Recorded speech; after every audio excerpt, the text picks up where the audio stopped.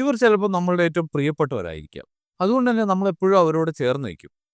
പക്ഷേ ടോക്സിക് ആയിട്ടുള്ള ആളുകളുമായിട്ട് എപ്പോഴും ചേർന്ന് നിൽക്കുന്നത് വിശ്വസ്തതയല്ല, നമ്മൾ തന്നെ നമ്മളെ നശിപ്പിക്കുന്ന. അവരെ ഒഴിവാക്കുന്ന ഒരുപക്ഷെ ക്രൂരമായി തോന്നിയേക്കാം. പക്ഷേ അവർ നിങ്ങളുടെ ജീവിതം നശിപ്പിക്കുന്നത് നിങ്ങൾ പ്രതീക്ഷിക്കുന്നതിനും അപ്പുറമായിരിക്കും. Welcome back to Brin to the Enzo. ഇന്നത്തെ എപ്പിസോഡിൽ ടോക്സിക് ആയിട്ടുള്ള ആളുകളെ എങ്ങനെ തിരിച്ചറിയാം. അതായത് ടോക്സിസിറ്റി നമ്മൾ വിചാരിക്കുന്ന പോലെ എപ്പോഴും നമ്മളെ കുറ്റം പറയുന്ന ഒരു വ്യക്തിയോ അല്ലെങ്കിൽ നമ്മളുടെ കോൺഫിഡൻസ് കളയുന്ന ഒരു വ്യക്തിയോ മാത്രമൊന്നും ആയിരിക്കില്ല.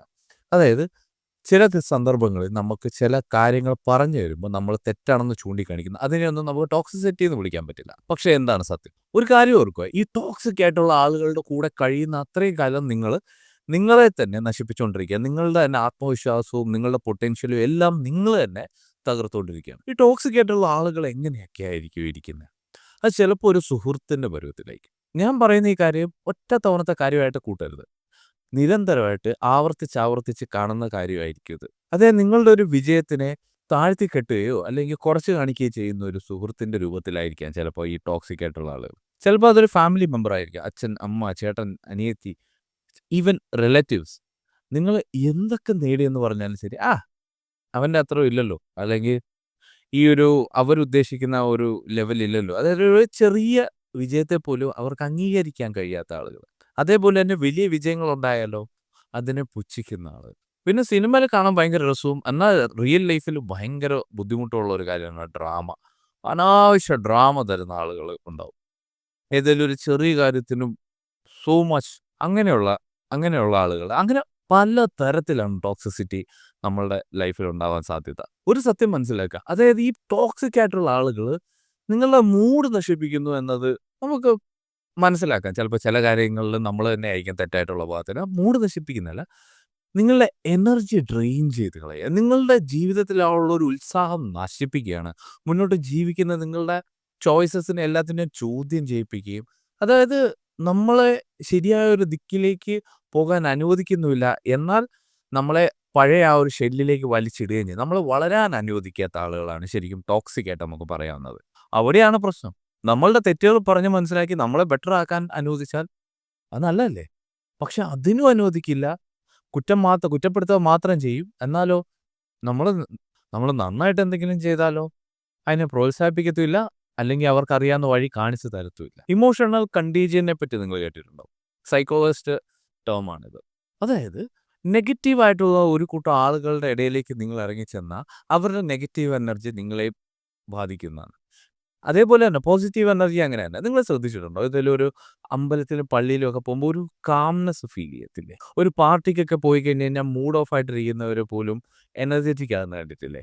അത് ചുറ്റുമുള്ള ആളുകളുടെ എനർജി നമ്മളെ അഫക്റ്റ് ചെയ്യുന്നില്ല എന്ന് പറഞ്ഞാൽ അത് ഒരു പരിധി വരെയും തെറ്റാണ്. തീർച്ചയായിട്ടും മറ്റുള്ളവരുടെ എനർജി നമ്മളെ ബാധിക്കും. ഈ എനർജി അബ്സോർപ്ഷൻ സബ് കോൺഷ്യസ്ലി നടക്കുന്ന ഒരു കാര്യമാണ്. അതുകൊണ്ടാണ് നമുക്ക് ഈ ഒരു മരണം വീട്ടിൽ പോയി കഴിഞ്ഞാൽ ഒരു സങ്കടം, എന്തോ ഒരു മൂകാവസ്ഥ, ഒരു എനർജി കുറവ് നമുക്ക് ഫീൽ ചെയ്യുന്നത്. ഈ എനർജി കൊണ്ട് നമ്മളുടെ മൂഡ് മാത്രമല്ല, ഞാൻ നേരത്തെ പറഞ്ഞ പോലെ നമ്മളുടെ ചിന്താഗതികൾ പോലും മാറി മാറി വരും. അപ്പോൾ കോൺസ്റ്റന്റ് ആയിട്ട് ഈ എനർജിയിൽ പെടുന്ന ഒരാൾക്ക് അതിൻ്റേതായിട്ടുള്ള ഒരു മൂഡ് ഷിഫ്റ്റ് മാത്രമല്ല, അയാളുടെ ബ്രെയിൻ തന്നെ റീവയർ ആയി വരുവാണ്. പുതിയ പുതിയ ചിന്തകളും കാര്യങ്ങളും എന്നുള്ള രീതിയിലൊക്കെ. അത് തന്നെയാണ് നമ്മളുടെ സെക്കൻഡ് എപ്പിസോഡായിട്ടുള്ളത്. എങ്ങനെ നിങ്ങളുടെ ക്രിറ്റിസിസം നിങ്ങളുടെ കുട്ടികളെ ബാധിക്കുന്നു എന്നുള്ളത്. അതിന് കാണാത്തവർക്കായിട്ട് അതിൻ്റെ ലിങ്ക് ഞാൻ ഇവിടെ കൊടുക്കാം. അതൊക്കെ കൊണ്ട് തന്നെയാണ് പറയുന്നത്, നെഗറ്റീവായിട്ടുള്ള ആളുകളെ ചുറ്റിപ്പറ്റിയാണ് നിങ്ങൾ ജീവിക്കുന്നതെങ്കിൽ നിങ്ങൾ പോസിറ്റീവ് ആകും എന്നൊരു ചിന്ത ഒരു മണ്ടൻ ചിന്താഗതിയാണ്. തീർച്ചയായിട്ടും ചുറ്റുമുള്ള ആളുകളുടെ എനർജി നിങ്ങളെ ബാധിക്കും. അപ്പോൾ നിങ്ങളെ പ്രൊട്ടക്റ്റ് ചെയ്യാൻ നിങ്ങൾ തന്നെ പഠിച്ചിരിക്കണം. അതായത് ചെളിയിലേക്ക് ഇറങ്ങിയിട്ട് ഞാൻ മാത്രം, എൻ്റെ ദേഹത്ത് മാത്രം ചെളി പറ്റില്ല എന്ന് പറയുന്നത് മണ്ടത്തരമാണ്. ചെളിയിൽ ഇറങ്ങാതിരിക്കുകയാണ് നമ്മൾ ചെയ്യേണ്ടത്. ചിലതരം ടോക്സിക് സ്വഭാവങ്ങളെക്കുറിച്ച് പറയാം. ഒന്ന്, നിങ്ങളുടെ ഫീലിങ്സിനെ തീരെ വില വെക്കാത്തവർ. അതായത് നിങ്ങൾ എന്തെങ്കിലും ഒരു ഇമോഷണലി ഡൗൺ ആയിട്ടിരിക്കുന്ന ഒരു സിറ്റുവേഷനിൽ നിങ്ങൾ ഒന്ന് വെൻ്റ് ഔട്ട് ചെയ്യാൻ വേണ്ടിയിട്ട് അവരുടെ അടുക്കൽ ചെന്ന് സംസാരിക്കുമ്പോൾ ആ ഫീലിങ്സിനെ ഡിസ്മിസ് ചെയ്ത് കളയണം. അവർ അതിനെ ഒരു വില കൽപ്പിക്കുന്നില്ല. ഞാനീ പറയുന്നതിനർത്ഥം 24 മണിക്കൂറും ചെന്ന് കരയുമ്പോഴോ എൻ്റെ കരച്ചിൽ കേൾക്കുന്നില്ല എന്ന് പറയുന്ന കാര്യങ്ങളല്ല. പക്ഷേ ജെനുവിൻലി നിങ്ങൾ ഹേർട്ടായിട്ടിരിക്കുമ്പോൾ ഒരു പക്ഷേ ആ വെൻ്റ് ഔട്ട് ചെയ്യുന്നത് നിങ്ങൾക്കൊരു സമാധാനം കിട്ടും. അപ്പം അതിനുവേണ്ടി ചെല്ലുമ്പോൾ മറ്റേയാൾ അത് കേൾക്കാനോ അല്ലെങ്കിൽ ആ ഒരു ഫീലിങ്സിന് വില കൽപ്പിക്കുന്നില്ല, അല്ലെങ്കിൽ പറയത്തില്ലേ നിന്റെ വിഷമം ഇത്രയല്ലേ ഉള്ളൂ. എന്റെ അവസ്ഥ നീ ഒന്ന് കേൾക്കണം. ഞാൻ ഇതിനപ്പുറം അപ്പുറത്തെ ആള് ഒരു വിഷമം വന്ന് പറയുമ്പോ, അയാള് അവിടെ ഒരു മത്സരത്തിനല്ല വരുന്നത്. നിങ്ങളുടെ വിഷമം വലുതാണല്ലോ, നിങ്ങൾക്ക് പ്രത്യേക അവാർഡ് തരാനോ ഒന്നുമല്ല വരുന്നത്. അയാളുടെ ഒരു ആശ്വാസത്തിന് വേണ്ടിയിട്ടാണ് അയാള് വരുന്നത്. അപ്പോൾ ജസ്റ്റ് ഒന്ന് കേട്ടിരിക്കുന്നത് എന്തുകൊണ്ടും നല്ലതാണ്. വേറൊരു കൂട്ടം ആളുകളുണ്ട്. നിങ്ങൾ വളരുന്നതിനെ കുറ്റം പറയുകയോ, തളർത്തുകയോ ചെയ്യുന്ന ആളുകൾ. ഇത് സ്വാഭാവികമായിട്ടും നമ്മൾ കണ്ടുവരുന്നത് ഒന്ന് മദ്യപാനമൊക്കെ നിർത്താൻ ആഗ്രഹിക്കുന്നവരുടെ കൂട്ടത്തിലായിരിക്കും. അപ്പം ഒരാള് മദ്യപാനം നിർത്തി എന്ന് വെച്ചിരിക്കുമ്പോ, അയാള് ഒന്ന് ബെറ്റർ ആവാൻ വേണ്ടിയിട്ട് അയാൾക്ക് അതിൻ്റേതായിട്ടുള്ള ഗുണം ഫീൽ ചെയ്യുന്നു. അപ്പം അങ്ങനെ ബെറ്ററായി വരുമ്പോ ഇയാളുടെ കുറച്ച് കൂട്ടുകാരുണ്ടാവും. നീ ഇപ്പൊ വലിയ ആളായല്ലോ. നമ്മുടെ കൂടെ ഒന്നും കൂടത്തില്ലല്ലോ. അവൻ വലിയ നല്ലവനായിപ്പോയി. ഇപ്പം അടിക്കത്തൊന്നുമില്ല. അപ്പൊ അങ്ങനെ വെച്ച് മാനിപ്പുലേറ്റ് ചെയ്ത് പിന്നെയും തിരിച്ച് അയാള് നല്ലത് ചെയ്യുന്നതിന് അയാളെ മോശം ഫീൽ ചെയ്യിച്ച് തിരിച്ച് ഇതിലേക്ക് കൊണ്ടുവരും. അതായത് അയാളെ വളരാൻ അനുവദിക്കാത്ത ആളുകൾ.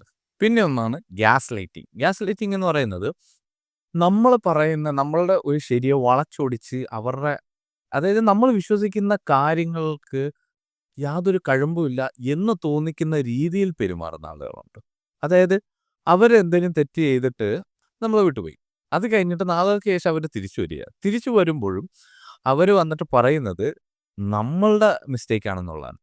പറയുന്ന കാര്യങ്ങൾ വളച്ചൊടിച്ച് നമ്മളെ ഗിൽറ്റി ആയിട്ട് ഫീൽ ചെയ്യിപ്പിച്ച് അവരെന്തോ പുണ്യവാന്മാരാണെന്നുള്ള രീതിയിൽ പെരുമാറുന്ന ആളുകളുണ്ട്. ഇങ്ങനെയുള്ള ആളുകളൊക്കെ ന്യായീകരണത്തിൽ PhD എടുത്തവരായിരിക്കും. അവരുടെ ന്യായീകരണം കേട്ട് കഴിഞ്ഞാൽ നമുക്ക് തന്നെ തോന്നും, അയ്യോ ശരിയാണല്ലോ, അങ്ങനെ ചിന്തിക്കുമ്പോൾ ഞാൻ തെറ്റാ. അതായത് അവരായിരിക്കും ശരിക്കും തെറ്റ് ചെയ്തത്. അവരായിരിക്കും നിങ്ങളെ ഹേർട്ട് ചെയ്തത്. അവരായിരിക്കും നിങ്ങളെ വിട്ടുപോയത്.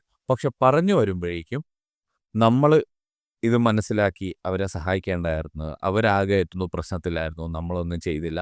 ആ ഒരു രീതിയിലേക്കാക്കി മാറ്റുന്നവരാണ്. അതിനാണ് ഗ്യാസ് ലൈറ്റിംഗ് എന്ന് പറയുന്നത്. ഒരുപക്ഷെ നിങ്ങളുടെ ഭാഗത്ത് തെറ്റുണ്ടെന്നുണ്ടെങ്കിൽ ഓക്കെ സാരമില്ല. പക്ഷെ അങ്ങനെ അല്ലാത്ത കേസിനെയാണ് നമ്മൾ ഗ്യാസ് ലൈറ്റിംഗ് എന്ന് പറയുന്നത്. ഇങ്ങനെ ഗ്യാസ് ലൈറ്റ് ചെയ്യുന്ന ആളുകൾ ഇപ്പൊ വളരെയധികം ടോക്സിക്കാണ്. അവരെയൊക്കെ കഴിവതും അവരുടെ കോൺവെർസേഷൻ വെക്കാതിരിക്കുന്നത് തന്നെ ഏറ്റവും നല്ലത്. കാരണം എന്ത് പറഞ്ഞാലും അവരുടെ ഭാഗത്ത് ന്യായമാക്കും. പിന്നെ മറ്റു ചിലര് നിങ്ങളുടെ ലൈഫിൽ തീരെ വാല്യൂ ആഡ് ചെയ്യാത്തവര്.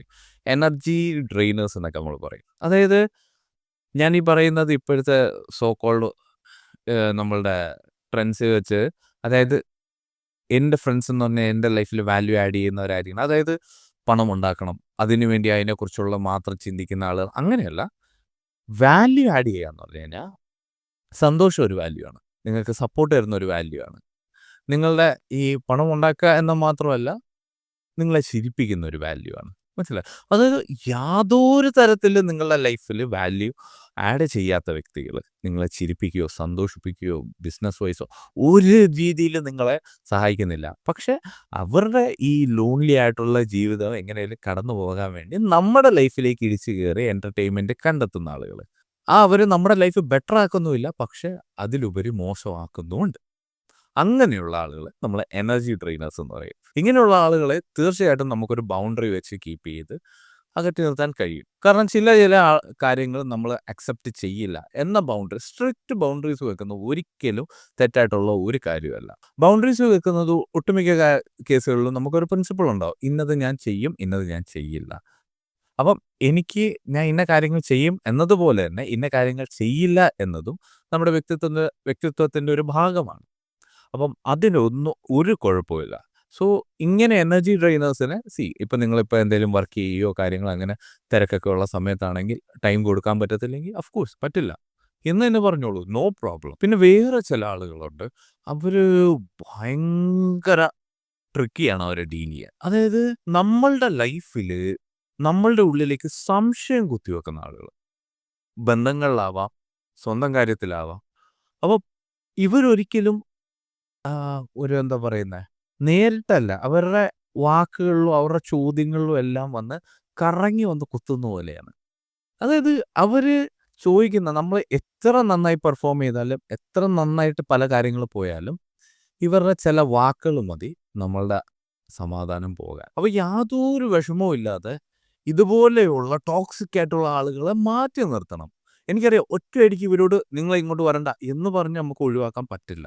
പക്ഷേ ഒരു കാര്യം ഓർക്കുക, നിങ്ങളുടെ ലൈഫ് നശിപ്പിക്കുന്നവർക്ക് നിങ്ങൾ യാതൊന്നും കൊടുക്കേണ്ട കാര്യമില്ല. നിങ്ങൾ അവരുമായിട്ട് ബൗണ്ടല്ല യാതൊരു വിധത്തിലും. അതുകൊണ്ട് തന്നെ ബൗണ്ടറി വെക്കുന്നത് ക്രൂവൽറ്റി അല്ല, ഇത് സർവൈവലാണ്. നമുക്ക് സർവൈവ് ചെയ്ത് പോകണ്ടേ? ഇവർ കാരണം നമ്മുടെ സർവൈവൽ മോശമാവുകയാണ്. അതുകൊണ്ട് തന്നെ ചിലരെയൊക്കെ ഡിസ്റ്റൻസിൽ കീപ്പ് ചെയ്ത് നിർത്തേണ്ടി വരും. ആ ഡിസ്റ്റൻസ് കീപ്പ് ചെയ്യുന്നത് മോശമല്ല. ഇവിടെ ശരിക്കും നമ്മളുടെ ക്ലാരിറ്റി ബെറ്റർ ആക്കുക ചെയ്യുന്നത്. നമുക്ക് എന്ത് ചിന്തിക്കണം, എന്ത് ചെയ്യണം എന്നുള്ളൊരു ക്ലാരിറ്റി കൂടുതൽ കിട്ടുവാണ് നമുക്ക് ചെയ്യുന്നത് ഇവിടെ. ഞാൻ ഇത്രയും കാര്യം പറഞ്ഞപ്പോൾ തന്നെ ഒന്നല്ലെങ്കിൽ ഒന്നിൽ കൂടുതൽ ആളുകളുടെ മുഖവും പേരും ഒക്കെ നിങ്ങളുടെ മനസ്സിലൂടെ ഓടി മാഞ്ഞിട്ടുണ്ടാവും. അവരെയൊക്കെ ശ്രദ്ധിക്കുക. ഒഴിവാക്കാൻ കഴിയുന്നവരെ ഒഴിവാക്കുക. ഒഴിവാക്കാൻ കഴിയാത്തവരെ ഒരു ഡിസ്റ്റൻസിൽ കീപ്പ് ചെയ്യുക. അവരോട് ആരോടും സംസാരിക്കരുത് എന്നൊന്നുമല്ല. പക്ഷേ ഒരു മിനിമം എഫേർട്ട് വെച്ച് ഒരു സർഫസ് ലെവൽ കോൺവെർസേഷൻസ് മതിയാകും. കാരണം നിങ്ങളുടെ വലിയ വലിയ പ്ലാൻസോ നല്ല നല്ല കാര്യങ്ങളോ ഒക്കെ പറഞ്ഞു കഴിഞ്ഞാൽ അത് വെച്ച് നമ്മളുടെ എനർജിയും നമ്മളുടെ മൂഡും ടോട്ടലി എല്ലാം നമ്മളെ നശിപ്പിക്കാൻ കഴിയുന്നവരായിരിക്കും അവർ. ഇത്രയൊക്കെ ചെയ്തിട്ടും അവരിൽ നിന്നും മാറാൻ കഴിയുന്നില്ല എന്നുണ്ടെങ്കിൽ ഓടി രക്ഷപ്പെടുകയേ വഴിയുള്ളൂ. അവരെ നിർബന്ധമായിട്ടും ടോട്ടലി ലൈഫിൽ നിന്ന് ഒഴിവാക്കേണ്ടി വരും. ഇവിടെ അവർ ഒഴിവാക്കുന്നതിലൂടെ നിങ്ങളൊരു സെൽഫിഷ് ആകുകയോ അല്ലെങ്കിൽ നിങ്ങൾ ടോക്സിക് ആകുകയോ അല്ല. നിങ്ങൾ നിങ്ങളെ തന്നെ ചൂസ് ചെയ്യുകയാണ്. നിങ്ങളുടെ ലൈഫിൽ വാല്യൂ ആഡ് ചെയ്യുന്നവർ, നിങ്ങളെ ചിരിപ്പിക്കുന്നവർ, നിങ്ങളെ സന്തോഷിപ്പിക്കുന്നവർ, നിങ്ങളുടെ തെറ്റ് പറഞ്ഞു തരുന്നവർ, നിങ്ങളെ ഗുണദോഷിക്കുന്നവർ എല്ലാം അവരാരും ടോക്സിക് അല്ല. നമ്മളുടെ എനർജി, നമ്മുടെ സമാധാനം എല്ലാം നശിപ്പിക്കുന്നവരോ മാത്രമാണ് ടോക്സിക്. നിങ്ങളുടെ ചുറ്റുമുള്ളവർ നിങ്ങളെ ഉയരാൻ ഹെൽപ്പ് ചെയ്യുകയാണോ അതോ നിങ്ങളെ പുറയിലേക്ക് വലിച്ചിടുകയാണോ? ഇനി അഥവാ പുറയിലേക്ക് വലിച്ചിടുന്ന ആളുകളുണ്ടെങ്കിൽ അടുത്ത ഒരാഴ്ച ഈ പറഞ്ഞ പോലെ ഒന്ന് ബൗണ്ടറി കീപ്പ് ചെയ്ത് നോക്കിക്കേ. നിങ്ങളുടെ എനർജി ഷിഫ്റ്റ് ആണെന്ന് നിങ്ങൾക്ക് തന്നെ കാണാൻ കഴിയും. ഒരു കാര്യം ഓർത്തോളുക, ഈ ടോക്സിക് ആയിട്ടുള്ള ആളുകൾ നിങ്ങളുടെ സമയമോ മൂഡോ അല്ല എടുക്കുന്നത്, നിങ്ങളുടെ ഭാവി തന്നെ നശിപ്പിക്കുകയാണ്. മറ്റുള്ളവരെ ബോധ്യപ്പെടുത്തുന്നതിന് പകരം സ്വന്തം സന്തോഷത്തിനെ ആദ്യം ഒന്ന് പ്രയോറിറ്റൈസ് ചെയ്ത് നോക്കിക്കേ. നിങ്ങളുടെ ലൈഫ് തന്നെ മാറുന്നത് നിങ്ങൾക്ക് കാണാൻ കഴിയും. So cut the noise, protect your mind and see your life transform. അടുത്ത വീഡിയോയിൽ കാണുന്നവരെയും